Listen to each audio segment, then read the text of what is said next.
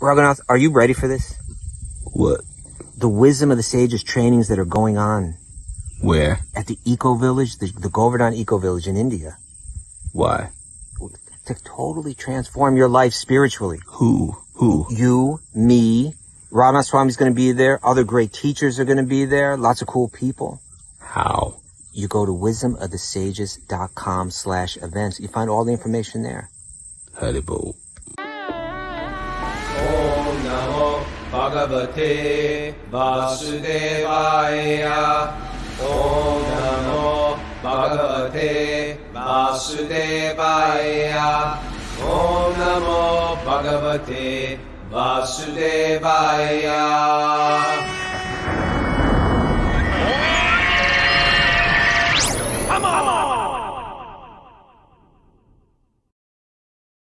Live from Super Soul Farm, this is Wisdom of the Sages, a daily yoga podcast with your host, Raghunath, and co-host and senior educator at the Bhakti Center in New York, Kastubha Das. Welcome to the show, everybody. It is Wednesday. We don't have a walk on Wednesday today, do we? I know. We're going to do it tomorrow, we thought. I realized it once I said Wednesday. Where's our walk on Wednesday? It's a lot to do. It's a lot to do. It's a lot, people. How is everybody? I tell you, when I see these steady face, we have 108 people today, by the way. When I see these people show up on Zoom every day, it gives me faith in the Bhagavatam. Like there's something that we're getting out of this that's nourishing and strengthening and giving us substance and depth to our lives. Yeah. You know what I mean? People show up every day, these people. Harshal Gore, Amy Stellar, Jamie Love, Andy from Essen. It's unbelievable. How are you today, Kastubha? Are you getting ready for what are we getting ready for next? We're getting ready for this big initiation that you got to come down for on Friday. Oh yeah. You gonna come? I'm gonna try. How about that? How about I'm gonna try? No, I don't like that. You just come. I mean, it's like you just do it. Come on down, Raghu. I might have to juggle some. See your kids. mother. See your juggle mother. some kids. I might see my mom. Let's initiate my mom. Oh yeah, she's getting a little She's older. definitely in age, following the principles. How old is she now? 96 in November. Wait. Yeah, let's get that done. Let's get that done. Just bring her. She will not chant her rounds. Let's just bring her. Bring her and see if she, Maharaj is merciful. Yeah, that would be great. Okay, make that your mission on Friday. That's coming up this Friday. It's just a couple days away. Yeah, I'm excited. Okay, what's the latest, Mara? Talk to me. Well, if people want to join us on Zoom, there's 110 people here now. They can email wisdomofthesages108@gmail.com, and I'll give them the secret codes. Okay, hear that? You can join us at Zoom. You don't have to be out there listening as some other on Apple Podcasts, although you can. But, it's sort of fun to be on Zoom and look at everybody and make friends. Yeah. Yeah. And it was great last weekend to meet so many Zoomers in real life. So exciting. They're quite exciting when you get to know them. Yeah. Don't let their boring little picture fool you. They're quite interesting and exciting. For announcements, we have Back to Recovery group meetings at 1 and 9:30 p.m. today. Mm-hmm. All right. Where's my phone? All right. Kastubha, you ready for a nugget of wisdom? Who's it coming from, Raghunath? Well, it's coming from you. It's coming from a bunch of Australian Aboriginal people. They used to say this together, stand in a line, and just chant this mantra. No, it says Australian. It says the Australian Aboriginal proverb. That means it was passed around, perhaps. It's passed down. Yeah, it's a proverb. Or somebody said it. Maybe they all said it. Maybe this is they lived by this. I'm not sure. We are all visitors to this time. I'm sure they all didn't say this. I'm sure one smart guy said it. It doesn't. Nobody said that. Everybody said it. Why are you Australian arguing this in your proverb. mind? Like just read the proverb. Okay, we're all because I say stuff like this. Well, that's the point. There's a connection here, Raghunath. There's your point is that these are eternal truths. I get you. Yeah. We are all visitors to this time, this place. We are just passing through. Our purpose here is to observe, to learn, to grow, to love. Hmm. And then we return home. Speak to me, Raghu. Share. That's it. This is my life. This is my tattoo. Okay. I believe this. Very good. I I'm glad you believe like it. this. We're all Okay, yeah. visitors. We're passengers on this train. Hmm. What do you have something extra you want to add to that? Well, I just think that, again, most of us pass through life caught up, on the hamster wheel, moving around, trying to earn enough money and take care of the things that need to be taken care of. There's bills to pay, there's kids to care for, there's stuff to do, at work. And we often aren't thoughtful enough about, like, hold it, but what's the point of all this? What is the meaning of it all? Right. Where are we And going with all this? yeah. And I think What's that the win? What's the win here? yeah, there you go. And so I think they summed it up here and they gave a nice little progression right here. First they said that we're visitors to this time and to this place, right? Like we've popped into a certain place at a certain point in time, but it's not our home. This isn't everything. This is just something that we're passing through. Right? Yeah, it's like don't get comfortable in your hotel room. Yeah, that's right. Exactly. Get comfortable there, but don't start decorating it. Don't start hanging. Yeah, don't go to IKEA and start buying stuff for your hotel room. Right? It's like you're going to be leaving soon, so you don't need to furnish that thing too much. It's something that we're passing through, the time and the place. Okay, so then what are we meant to do here as we pass through this time and this place? And they had a little progression. First, you observe, right? You got to step back, observe. Observe nature, observe other people, observe your own mind, as an observer, not identifying with it, but as an observer, right? Let me observe, we tend to identify with the body, with the mind, with the place of our birth, right? Observe, as an American, observe America, right? Like, don't think I am American and then judge everything through that lens, but like observe. What does it mean? What does it mean to people? How does it affect people, right? Observe your own mind, observe your own thoughts, and then learn from that. What lessons are there to gather from that? And then if you have those lessons, then you reflect on those lessons and you start to grow. Growing, a lot of growing means letting go of things, that are preventing your growth. Yeah. And where does it all lead? It leads to love. And when it's actually, that's the qualification. When we can love purely, that's what we're meant to grow into in this world. And once you've done that, you've achieved the goal, you can return home. Boom. Right. That's it. It's like we're here learning lessons. Yeah. It's a nicer way to put it. I just say usually we're doing time. We're doing time. But that's what you do when you do time. You sort of like, okay, observe. You start to think about what you did that got you in prison. Oh, good point. And you start to think, right? You start to think like, okay, I got to change my ways. I got to grow a little bit. What's the next one? And then you're supposed to love. Then you fall in love in prison. That happens a lot.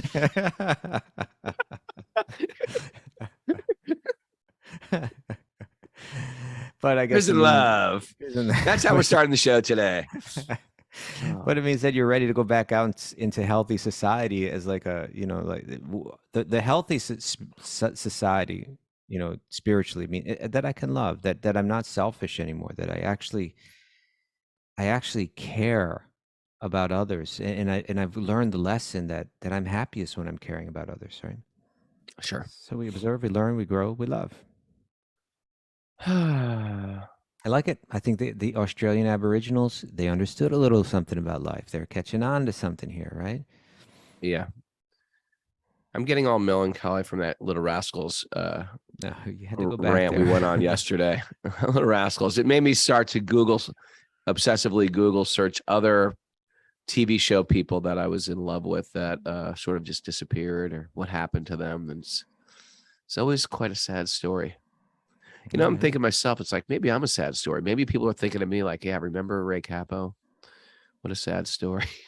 It doesn't. What do you think? The material world is just a sad story? Well, there is that. As we were talking about yesterday, there's this thin veil of material happiness. But you know what I think part of that lesson is too, Raghunath? What? Is that it has to do with, let's zoom out a little bit, right? And let's picture, you're saying like these celebrities who are people that like kind of attain some of the stuff that most of us wish we could have.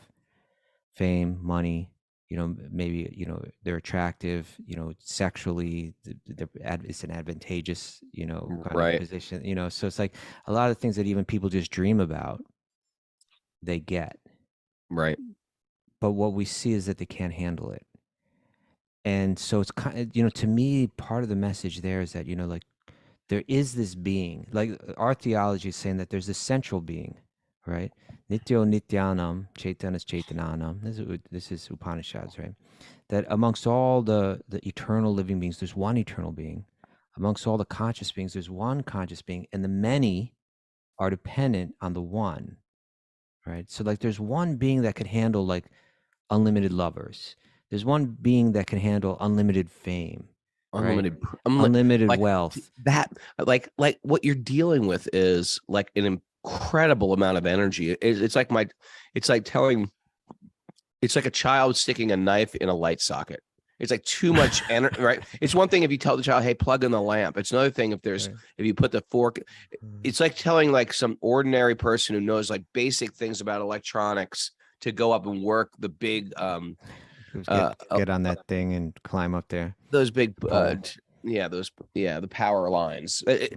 Imagine, and parents do this. They take their kids. I'm looking at whatever happened to Tracy from the Partridge Family. It's like, it's like they can't deal with this type of praise, this type of worship that goes on. Little children trying to handle this.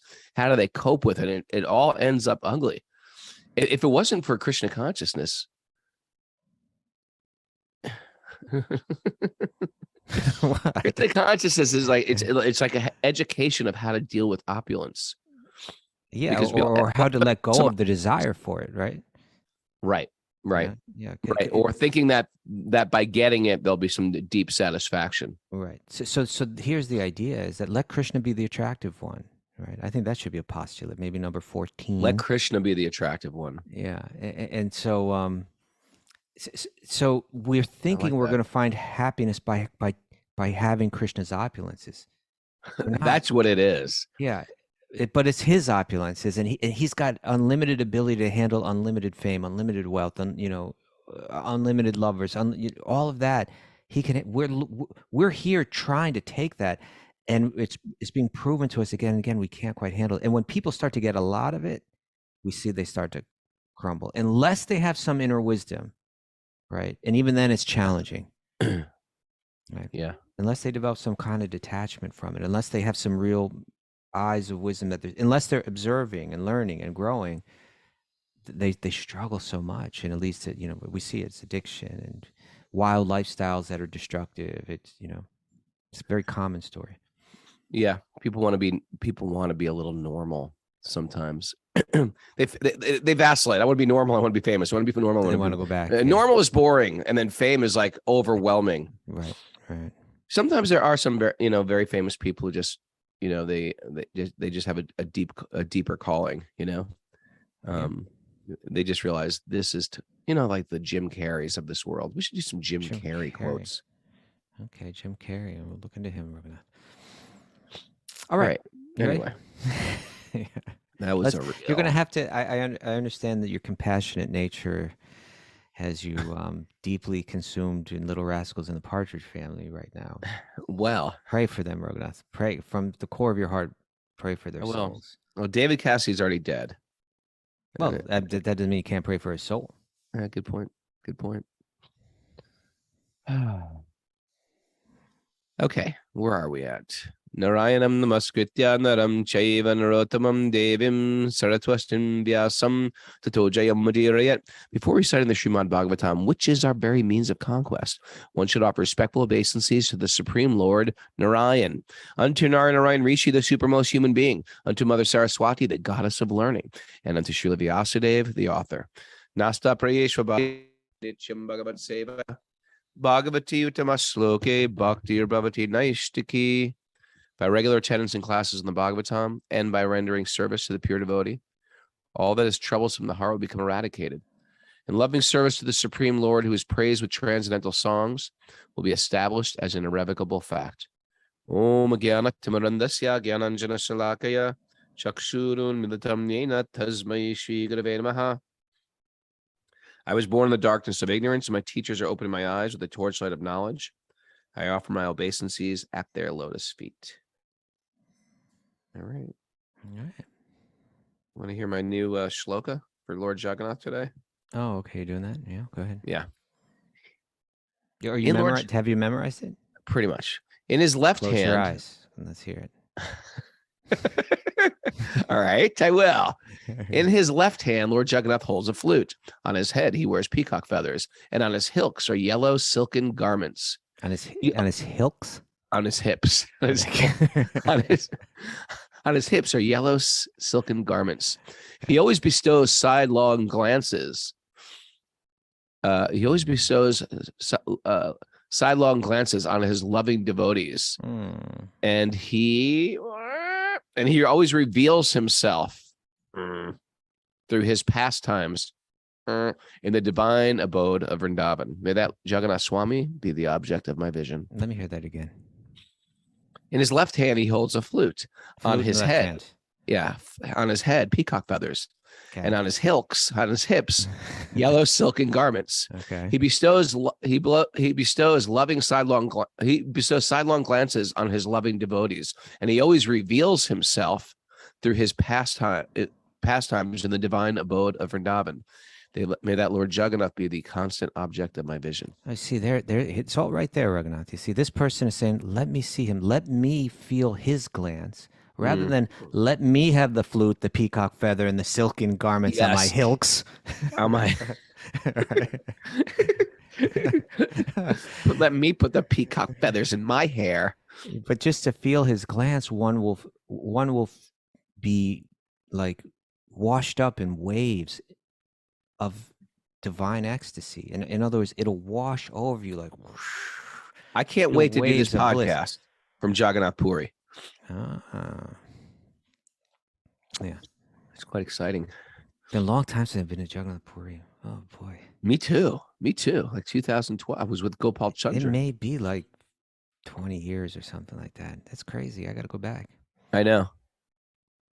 Time's flying. Yeah, I'm decaying. Yeah. Okay.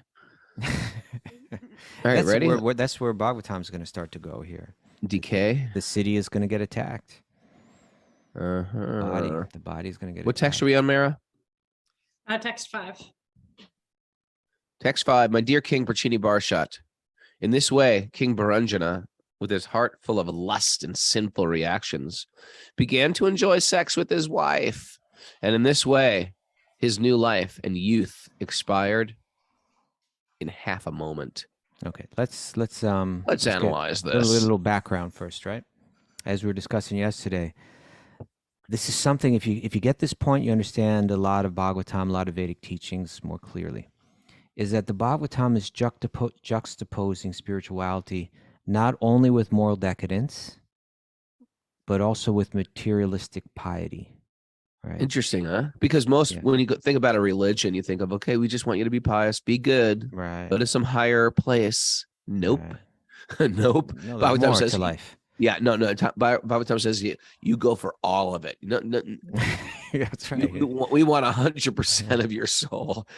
Right. We want you to be in this world, but not of this world whatsoever. So kind of like, and this may be hard for a lot of like religious thinkers to grasp, right? But like if you drew a line and you put like truth on one side of that line, and then on the other side you have both like moral decadence, and sitting right next to it is like materialistic piety, right? Because they both are on the other side of truth. That both lead to illusory attachments which result in suffering, right? Both obstruct our perception of truth, which results, it's truth that leads to freedom, and it's truth that leads to happiness. So if both of those are going to bind one, even materialistic piety, then it's on the other side. It's what we need to let go of. It's what we need to transcend. It's what we need to let go, to let go of. And so Bhagavatam is going to attack that too, So because Bhagavatam's the final revelation, right? Other books will say be materialistically pious. That'll be a step forward for you. But Bhagavatam's going to say, okay, don't let the good Be the enemy of the great, right? Don't let this one step of advancement in life prevent you from going forward. Or Yeah. Or do a little bit of that. Do a little bit of the, the piety, live a good life, etc. But have your compass fixed at pure bhakti. Don't settle in there. That's the Like point. some people can't be on that speedboat to spiritual life. So the Bhagavatam and the Vedic culture gives concessions here and there, but they want you to keep your compass ultimately fixed. Well, yeah, sure. In other words, again, that these instructions are there to help lift us up. But the point is, we need to understand what the goal is, right?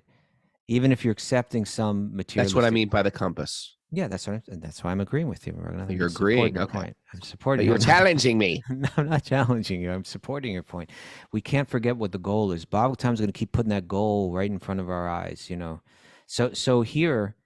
The king enjoying sex with the wife, what that means is the wife again was his dharmic intelligence, his materialist, the intelligence, that voice in his head, right?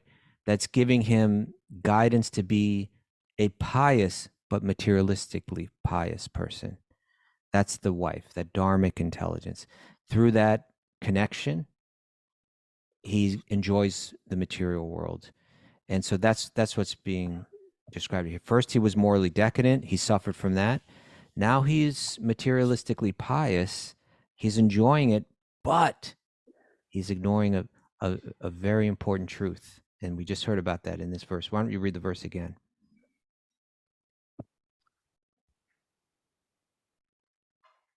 Why did you take it off your...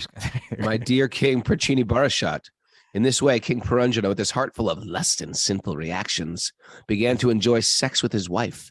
And in this way, his new life and youth expired in half a moment. This is the point, right?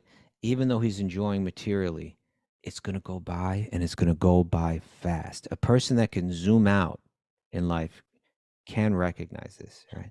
I've been thinking lately, Raghunath, like you and I, both 56 now, right? Yep. It's like that's the autumn, like if 0 to 20 is like spring. We're lucky if it's autumn. We're lucky Sure. if it's autumn, man. Yeah. We could be in the dead of winter right now. but if 0 to 20 is spring and 20 to 40 is summer, well then we're well into autumn. We're beginning the winter. Because I would say 40 to 60 would be the autumn. So we're like at the end of autumn. We're like in late November, If we're lucky, we're in late November. If we're lucky. And my dad died at 65, I think, and his dad died at 60. I could be just right around the corner. No, I think Lord From a Shiva snowstorm. is protecting you. From a snowstorm. The difference is Lord Shiva is your protector. Here's the deal. If we're active in our Krishna consciousness on a regular basis, take me now, Krishna, if you want me now. Oh. That's got to be the mood. Who I really like, who is really embracing this is Kadamba Kanana Swami. Oh yeah. If anybody doesn't follow Kadamba, K-A-D, maybe put it up on the board. Kadamba Kanana Swami. He's just like dying of cancer right now, and he's just full on traveling the world, leading kirtans. Actually, I think right now he's settled in Vrindavan now. He's in Vrindavan, but he's like, I just listened to a kirtan from yesterday. It's as if he's like, 19 years old, leading this big kirtan. He's just completely, Krishna wants to take my body. Whenever you want, Krishna, you can have this body. It's yours anyway. You think I can keep this body? It's not my body. I didn't make this body. I didn't create this body. I can barely maintain this body. I can't keep this body. It's your body. You do with it as you like. Okay. I'm just here to glorify, remember, and serve. And I'm in your hands. So whatever you want from me, that's what I want. And sometimes Krishna says, I don't want to take your body. I want you to live a little bit more, do some more work. Okay, Krishna, that's fine. That's why the bhakti yogi is already liberated, because they're not trying for peace. They're not trying for satisfaction. They're just saying, I'm yours. And in that, there's a feeling of containment and care and love. It's a little bit scary, though, Raghunath. A little bit scary, right? Well, I think when we get really surrendered to it, that fear starts to melt. You get that aboyum, that fearlessness that comes with surrender. You gotta, way even though it's a little scary, you gotta take that step, right? In the same way a child, gets held by the hand by the mother and just says, "Come on upstairs. It's nothing scary up there. I'm going to turn on the lights," and the child's feeling great, containment and protection, etc. Okay. And so this is the point, right? Even in one sense, he's got a formula for material enjoyment in the world. Okay, I get it now. The moral decadence didn't work. This materialistic piety works if you're actually kind and generous. Wealth and experiences of pleasure come your way. This is an incredible formula. But even though that formula may be effective, there's still something going on that he's unaware of. That he's in that city enjoying, and the city is about to be under siege, right? The time will attack your body, will attack the city of your body. And no matter how much material enjoyment you're finding in this world, which is fleeting, it's time is going to take it away. And Prabhupada writes here in this commentary, and it's interesting. It says, the material enjoyments of youth are especially pleasing to a person who has no spiritual training. Spiritual training, right? From early in life, you have to begin to contemplate what the meaning of this stuff. He says, if one is trained only according to the bodily conception of life, then they simply lead a disappointed life, because bodily sense enjoyment finishes within 40 years or so. After 40 years, one simply leads a disillusioned life because they have no spiritual knowledge. For such a person, the expiration of youth occurs in half a moment. Half a moment. It's like youth is over. Blip. It's like a blip. You and me were just children a moment ago. It wasn't long ago. It wasn't long ago. It was a moment. It was a moment ago. It goes by so fast. Right? I was in a band, running around, do my thing. Yeah.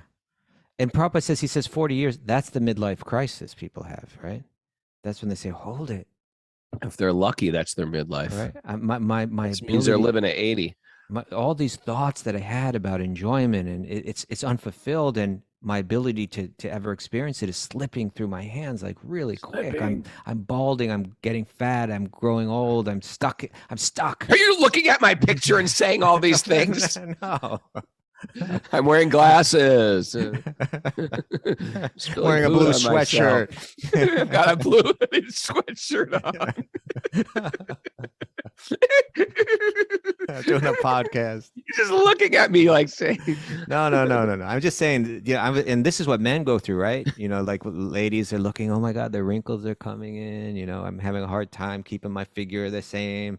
How will I be able to, if my enjoyment was tied to these things, I'm in big trouble, right? Yeah. So okay. Do you feel that way, Mara? Do you get like what a personal? You ever feel like that? She's Krishna conscious. She's good. Yeah, she doesn't have any wrinkles. Well, she's only 40. Well, that's the point. It's coming right now. See, so when you hit 40, coming. If you've only have, Prabhupada said, if one is trained only according to the bodily conception of life, boy, the anxiety is going to set in right there, right? Yeah. Because you lose that's your wealth, that's your currency. It's like the dollar drops. It's like hyperinflation. Meanwhile, you your have currency is like worth nothing.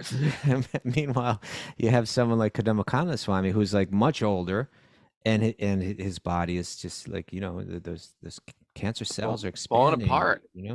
But there's no anxiety, right? He's actually enjoying life. It's a different investment. Enjoying life more than he's ever enjoyed it before. And so, Vraj Vihari, your friend, just saw him recently, and he said, "So, Maharaj, you look great. How are you doing?" He says, "Well, I am great, but the body's not.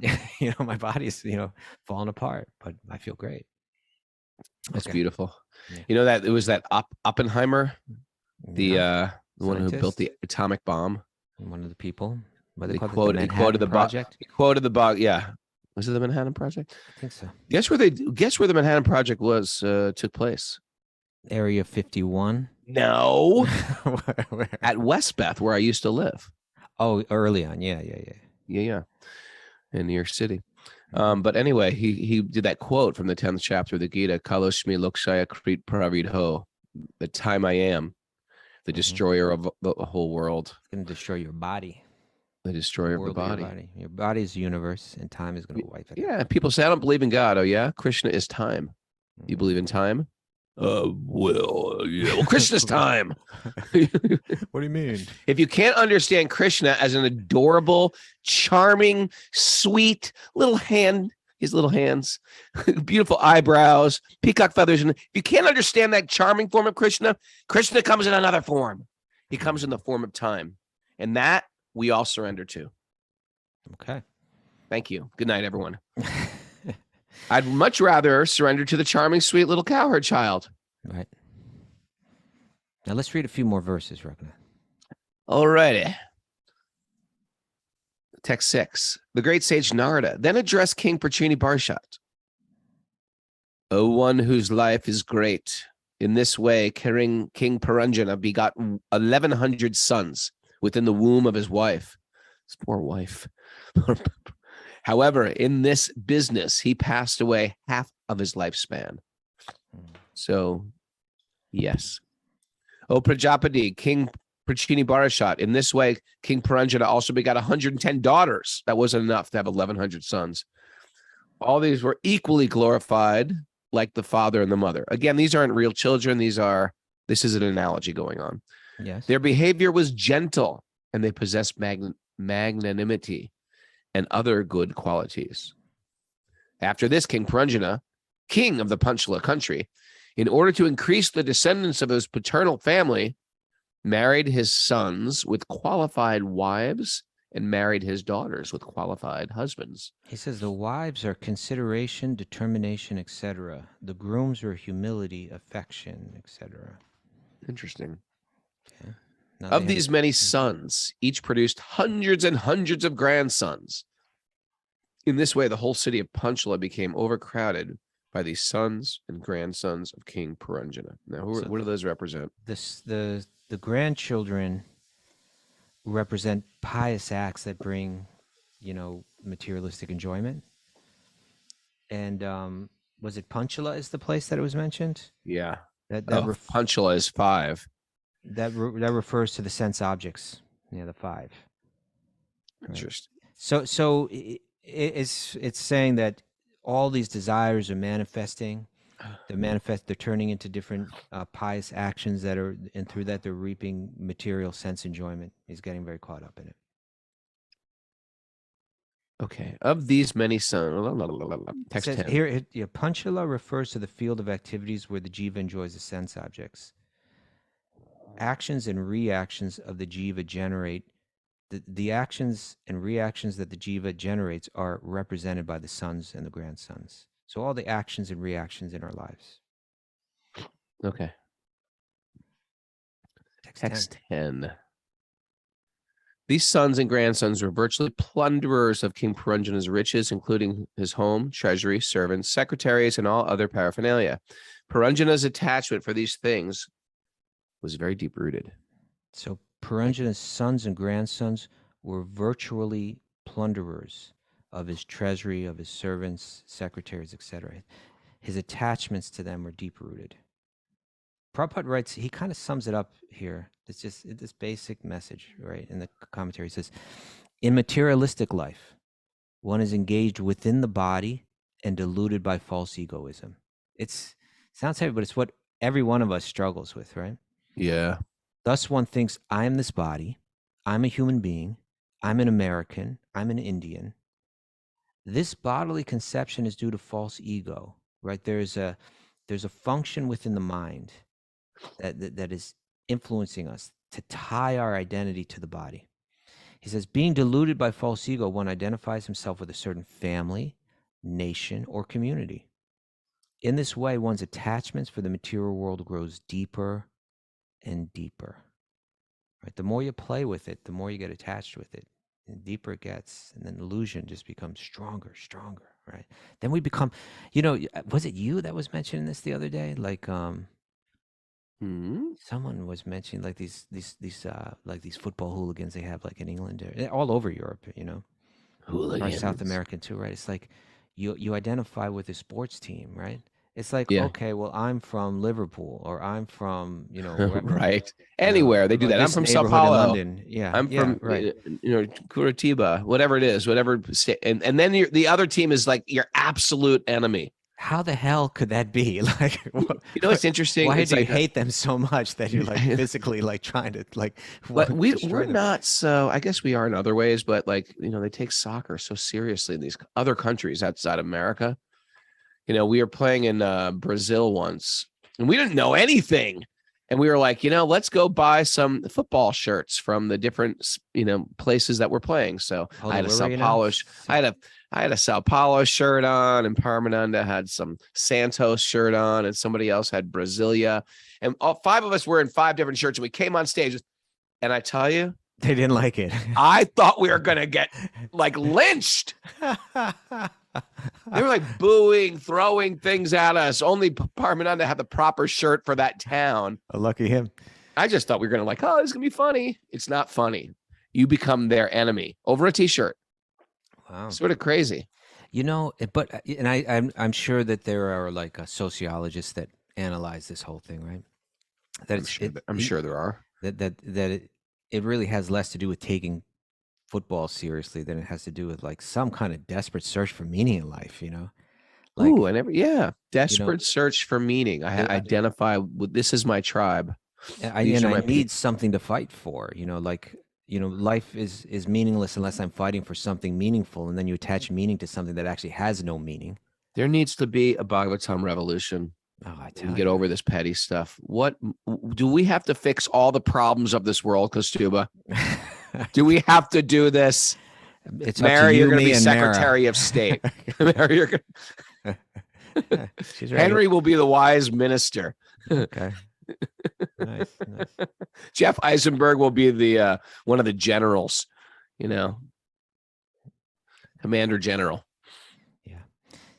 Okay. Shall we move on? Yes. I was having fun in my mind, like giving people different stately duties, but okay. I caught on to that. You caught on to it, and that's why. But you enjoy the fun for some time, and then move on, right? What number are we on, Mara? Please. That's 11. 11. The great sage Narada continued. My dear King Prachini Barishat. Oh, this is heavy. Like you, King Paranjana also became implicated in so many desires. Now he's taking it out of the analogy. That's right. For the first time, he said, actually, I'm talking about you. I'm talking about you. Surprise. You're in Maya. Gotcha.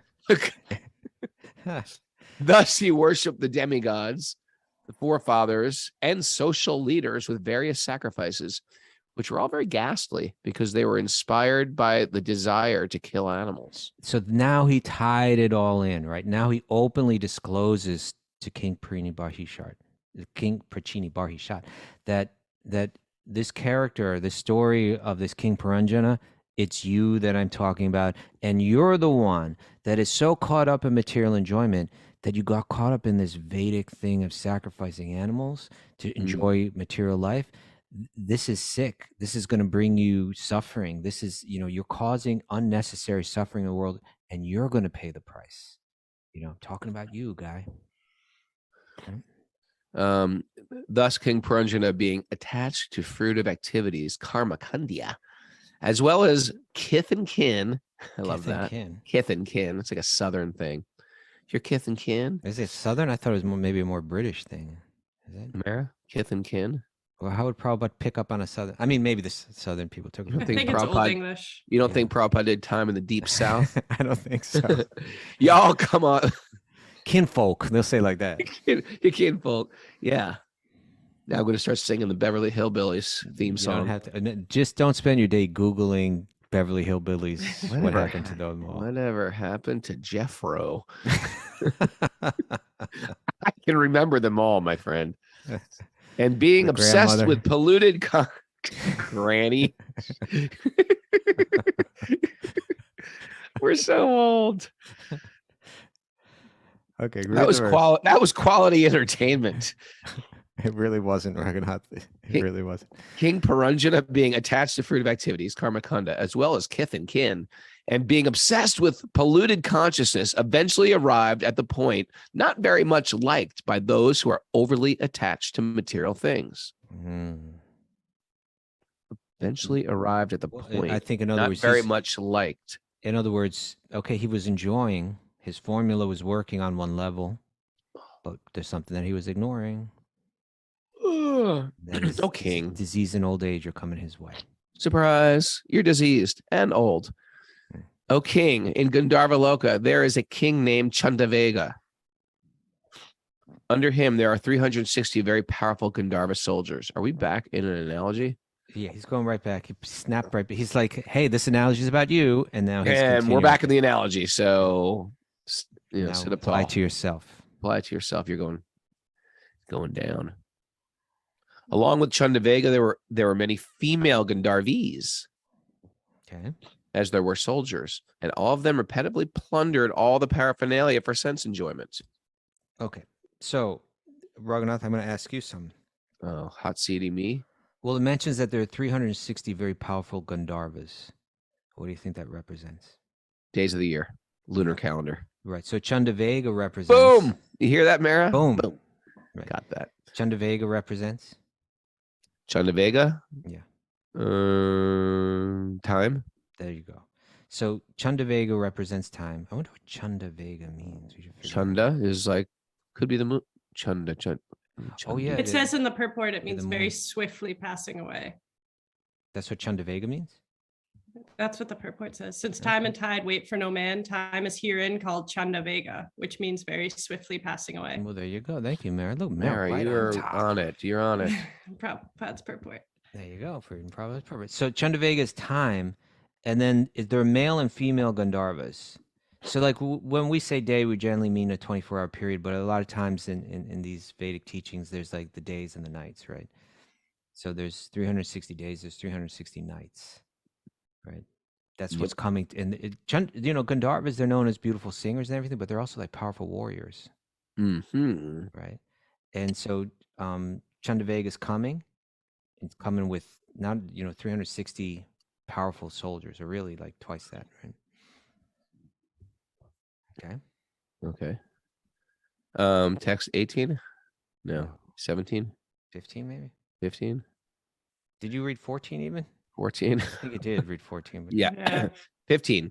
When King Gandharvaraj, Chandavega, and his followers began to plunder the city of Puranjana, a snake with 5 hoods began to defend the city. The 5-hooded serpent, the superintendent and the protector of the city of King Puranjana, fought with the Gandharvas for 100 years. So basically that's, I don't know. He fought alone with all of them, although they numbered 720. What don't you know? No, the 5-hooded serpent is what? The senses? No, that's the prana. Oh, that's the 5 pranas in the body. My life Gotcha. air, my very The life air being is attacked fighting with these good and bad with the days and the nights, with time. Yeah. Right. Time is coming. It says Okay. number 720. That means 720. days and nights. Days and nights. Gotcha. Right? Every day and every night is like attacking our life. like- Right? It's like deciphering a code, Mara. It's a code there. Yeah. So this is the Treasure way map. Bhagavatam's training us to think, right? Every day, right? My life is getting shortened. It's getting attacked. If I'm we should, I liked what you shared earlier, Raghunath, was like, okay, and this is what the Aboriginals, Australian Aboriginals, are recognizing. We're passing All of them through. said this. All the Aboriginals would say this just walking around. We're passing through, right? So you don't go to We're IKEA. passing. All of them at once would sing it in a chorus. Why are you so bent on that, Raghunath? Somehow you found some humor in this. I don't know what is going on in your mind. But All right. No, it's an you know why? It Aboriginal gives saying. credit to every Aboriginal. It does life for not. saying It this. just says, like, if you say something like it's an American food, does it mean like every American like created that recipe or something like that, or like no. All right, it's a saying that comes from their tradition. Or it's not All right. giving let's- credit to every single one of them. Let's hear it. So my point was, you made a nice point, is that like when when you're staying in a hotel, you've got it fixed in your mind. It's very clear. I'm passing through here, right? So you're not so focused on making that like, decorating it, spending money, spending energy on it. And so similarly, Bhagavatam through this allegory is trying to help us understand that this life, which to us seems like everything, right? Without any spiritual knowledge, it seems like this is everything. No, it's something that you're passing through. It's something that you're passing through quickly. And with every day and night, every time the sun sets, you can reflect. That's another day gone. Am I observing? Am I learning? Am I growing? Ultimately, am I loving? Right? That's what I meant to that's what I meant to achieve here before they take the walls of the city down and I collapse. Right? Okay. Am I loving in prison? All right. Because he had to fight alone with so many soldiers, all of whom are great warriors, the serpent with 5 hoods became very weak. Seeing that his most intimate friend was weakening, King Paranjana and his friends and citizens living within the city all became very anxious. Right? That's it. The pranas are weakening. Yeah. And King Paranjana collected. You were just saying someone with the spiritual knowledge. You were mentioning Kadambakanta Swami, right? It's like, from what I understand, the tumors are just like popping up in the body all over. Imagine how terrifying that can be. He's not terrified. If that's all there is, it's quite terrifying. If my identity is my body, that's a real scary place to be. And if you've been training yourself to understand, I'm not a body anyway. This was not meant to be preserved anyway. This was meant to learn. What's that? Right, to observe, to learn, to grow, and all that. Love. Oh, go ahead. What's that Leeway record? That was past my time, Leeway. That was Leeway. Meant to. Some hardcore guy knows it. Okay. All right. Anyway, it was very Krishna conscious. Was the title of a record or something? Yeah. Born to this or that? That was what? Born to expire. Oh, born to expire. Thanks. Body's born to expire. Thank you, vegan trucker. Here come the hardcore guys. Did that have like that Leonardo da Vinci kind of? Yeah, had the Leonardo da Vinci thing. Born to expire. Yeah, take a look at your body. Observe. Right. This is, you want to go back to it begins with observing. Observe around you that every living being is growing old and dying. Right. Observe it. Think about it. Contemplate it. Learn from it. Grow from it. Or be lost just thinking the purpose of this whole thing is just to try to enjoy materially as much as possible. Because that's what the king was doing. When his city got attacked, he was in deep anxiety. Right. Mm-hmm. All right, continuing on. We're running out of time here. Well, so is Paranjana. King Paranjana collected taxes in the city known as Panchala, and thus was able to engage in sexual indulgence. Being completely under the control of women, he could not understand that his life was passing away and that he was reaching the point of death. So under the control of women means control of all the senses. That's right. He was collecting taxes from the 5 provinces means he was enjoying through the 5 senses. I get it. I get that. And being completely controlled by women means, that he was, here it means that he was being controlled by these wives or all of these desires that he had. Continuing on with this analogy, my dear King Prachini Barshat, at this time, the daughter of formidable time was seeking her husband throughout the 3 worlds.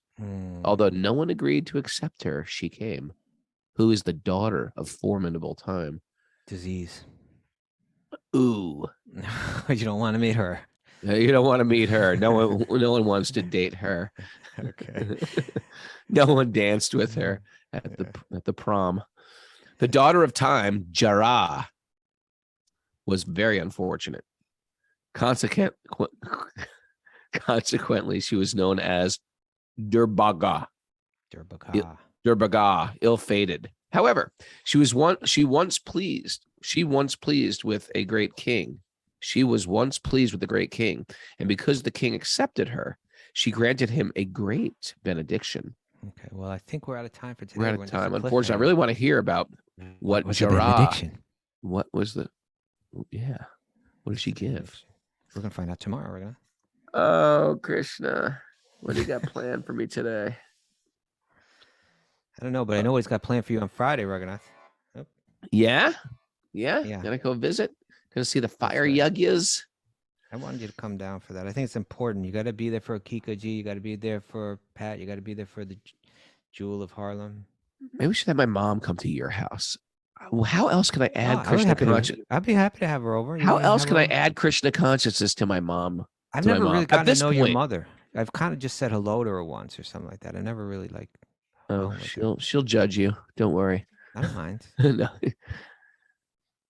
Yeah, maybe she. I think she'd love your wife. Oh yeah. Oh wait, let's bring her over. Let's bring her over there. What else can I do to my mom at this point? I don't preach to her, but at this If she point, it's like, comes and has some Gita Priya's prasadam, that'd be good for her. you know what? It would be very good for her. Now it's your duty to come down, Raghunath. You know what? All right. Duty to the forefathers, to the Okay. four mothers. Four mothers. Okay. Mara, any interesting little takeaways, little goodies we can pack in our lunch pails? Yeah, I've got some good stuff. We're just goodies for our lunch pails. You like that? Excellent, Raghunath. Yeah. We're just visitors passing through. Just visitors passing through. Yeah. Let Krishna be the attractive one. There you go. I like Isn't that a Postulate lot. 14. Let Yeah. Krishna be the attractive one. Mm. Postulate 14. We think we'll be happy by having Krishna's opulences. We won't. You won't.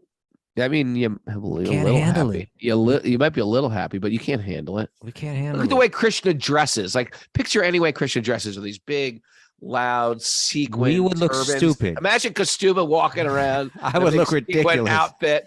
He'd look like a crazy drag queen. You know what I mean? But Krishna pulls it off. Totally pulls it off. Krishna looks great in those outfits. Yeah. Kastuba, don't try that. I swear I won't, Raghunath. I promise you. Mater- Materialistic piety and decadence are on the other side of truth. Oh, right. Both. Maybe put the word both in front of that and read Both. that again. Okay, No, materialistic. both. Say both. Both materialistic piety and decadence are on the other side of truth. Moral decadence. yeah. Ooh, me like that. Mhm. We're here to observe, learn, love, grow, and return home. That's it. Well, that's the nugget. You Yeah. can't use that as a takeaway. I guess Sure Of you course can. you can. You can Sure you take the can. nugget away. That's the point of the Take nugget. Nugget away. Take the nugget You away. put the nugget in your Don't lunch take the nugget pail. away. It's a goodie. Keep it. Don't bother decorating your hotel room. Yeah, it's a waste I of like time. that one. Keep your compass fixed on pure bhakti. Fix it right there. Raghunath. Ooh, fixed. Our youth expires in half a moment. Oh, it's already expired. You notice when Ranaswamy does, how does he do that? We've got to learn that technique he's got for the air. How does he do that? Yeah, he blows in the microphone. It's pretty cool. Oh, He was doing that the other night, right? yeah. He did it. He did it 3 times, and then the mic went out on the third one. It was like, Yeah. it's Just like, see. oh, man. Better to surrender to a sweet little baby Krishna than Krishna in the form Yeah. of time. Yeah. His Makes cute so much little sense. hands, his cute little feet. And so tender. don't attach meaning to a sports team. Yeah. Certainly don't fight over it. Wow. Everybody wrote the different hate that was going on in football right now. They were like, This hate? Spain, Barca, Madrid soccer team is crazy how they hate each other. Then Martin says France too. Olympic de Marseille against Paris Saint-Germain. Insane. Mm. And Now, what about Harshal Gore? We need to know about him. Is he? We know he's a football guy. is he a hooligan? But is he a hooligan? I don't think so. I don't He's think like he's a He's like a hooligan. gentleman. He is. He's a gentleman. dandy. I don't. He's not a dandy. What's a dandy? Dandy means some guy that you're just like saying like tries to dress up all fancy and. I You thought know. a dandy was a good thing. That's a dan. Well, that might be a good thing. Well, let's look it up. It's a man unduly devoted to style, neatness, and fashion, and That's dress Harshal and Gore. appearance. He's not No, unduly devoted. Not unduly devoted to that. Well, Right? What are you he's- talking about? He dresses he's well. He's a well-dressed man. That's not a dandy. That's though. not a dandy. You're sort of a dandy yourself, Kastuba. I think maybe you're a dandy, Raghunath. I think I need to be a little bit more dandy. Thank you. You're the one that was wearing those Indian pants that come tight down around the ankle. Those things, you know. Yeah, That's sort very of a dandyish, Raghunath. I would be. I'm quite. You're a the one that dandy. wears the fancy flowery bundies, huh? Who's the dandy? I guess I'm a Simple. I just dandy. wear I guess I'm a t-shirts little bit of every a day. dandy. I'm a Get Ragu dandy. talking about cords and turbans. I'm sort of like a American Vaishnav dandy, I think. I gotta start wearing turbans. Why not? At this, I think we should bring turbans in. They're great. They're You know what? convenient. I think they're convenient.